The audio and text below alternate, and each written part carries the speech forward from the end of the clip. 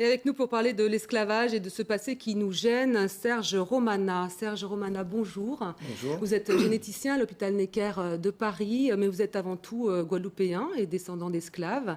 Vous êtes président donc, du comité marche du 23 mai 1898. C'était une marche silencieuse organisée à l'occasion du 150e de l'abolition de l'esclavage. À cette date, pour la première fois, se sont rassemblés des milliers de personnes, 40 000 il me semble, la plupart descendants d'esclaves, qui sont réunis autour de la mémoire de leurs ancêtres. Pourquoi cette date au départ ? En fait, c'est un pur hasard. Il fallait trouver une date, une date correcte. Le troisième samedi du mois de mai. Ça tombait bien parce que c'était pas le 22 mai, le jour où on commémore l'abolition de l'esclavage en Martinique, ni le 27 en Guadeloupe, pour ne pas avoir de polémique. Et il se trouve qu'en fait, le 23, on s'est rendu compte de ça après, correspondait au premier jour de la libération des esclaves en Martinique, le 23 mai 1848, et que l'avenir après a montré quelque chose d'assez extraordinaire, c'est que le 23 mai a été aussi le jour de la sortie officielle, au journal officiel de la loi Taubira.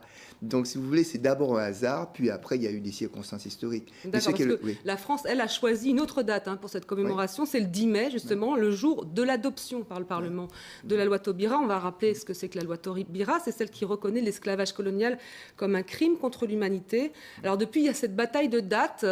Est-ce que vous avez démissionné du Comité national pour la mémoire de l'esclavage en raison de cette polémique? Pourquoi le 23 mai vous tient tant à cœur que ça? Pourquoi vous ne vous ralliez pas au 10 mai? Tout d'abord, c'est pourquoi le 10 mai ne se rallie pas au 23 mai, puisque le 23 mai existe bien avant le 10 mai, puisqu'il existe depuis le 23 mai 1998. Et ce jour-là, c'est une rupture avec le passé, puisque ça fait très longtemps qu'on nous demandait de commémorer l'abolition de l'esclavage. Et nous avons décidé, en 1998, d'arrêter de commémorer les abolitions de l'esclavage et de commencer à honorer la mémoire de nos parents victimes de l'esclavage, comme on le fait pour tout victime de crimes contre l'humanité. C'était pour nous une façon de retisser le lien avec nos aïeux, puisque ce lien avait été, du fait de l'histoire, interrompu par la honte de cette histoire, par tout cela. Donc, du fait de cette volonté de pouvoir s'affilier à nos parents, nous avions décidé, de façon, tous les 23 mai, de leur rendre un hommage. C'est pas une manière, cette polémique n'est pas une manière de brouiller les cartes, ça ne va pas brouiller un peu le message qu'on veut faire passer. Je pense que, d'abord, cette polémique reflète un combat entre deux façons de voir les choses.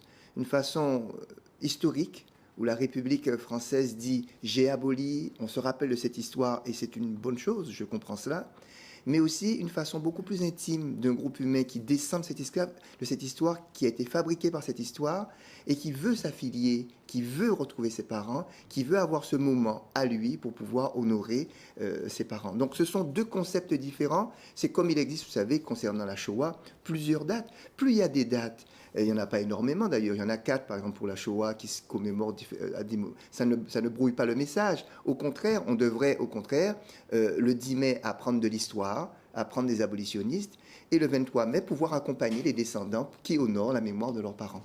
Donc la France, ça fait que 4 ans qu'elle a décrété cette journée de commémoration. Elle a mis du temps à regarder son passé en face. À votre avis, pourquoi? Et est-ce qu'elle le regarde finalement en face, ce passé? En fait, elle a mis du temps parce que justement, nous n'étions pas sur le territoire français. C'est-à-dire les descendants n'étaient pas là. C'est bien après 98 justement, parce que nous avons posé ce problème, qu'elle a été contrainte d'une certaine façon à regarder cette histoire. C'est parce qu'il y a eu la marche de 98 qu'il y a eu la loi Taubira. Elle vient après le mouvement Taubira, des c'est 2001, on va c'est rappeler. 2011, c'est le 21. En fait, c'est le 21 mai 2001. Ça a été rendu officiel le 23 mai 2001. Donc, si vous voulez, c'est une posture, ce qui est dommage, il existe une posture de coupable, alors que pas du tout. La plupart des Français qui viennent d'ici ont leurs parents qui étaient des serfs à l'époque de l'esclavage et n'ont aucune culpabilité particulière.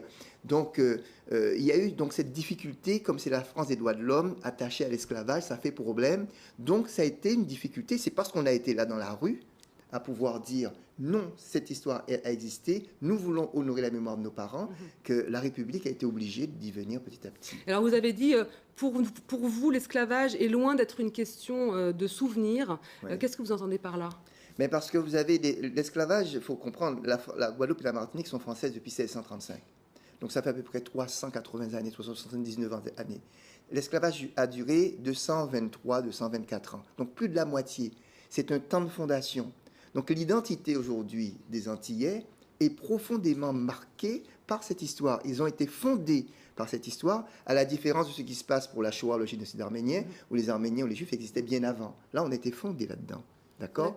Donc, pour nous, on emporte aujourd'hui tous les stigmates dans notre identité. D'accord. Serge Romana, merci d'avoir répondu à notre invitation. Merci.